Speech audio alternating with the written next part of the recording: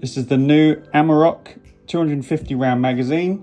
So instead of the EPM1 magazines, that has the indicator, this doesn't. This is a polymer.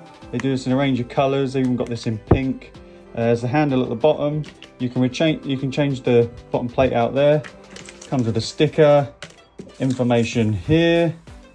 Also, apparently these are easier to load, so we're going to try that with the Odeon. Most people use these. I'm just going to pop that on.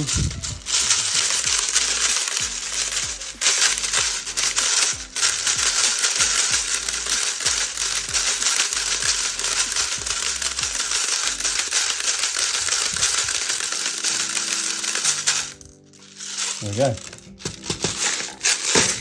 They come in a range of colours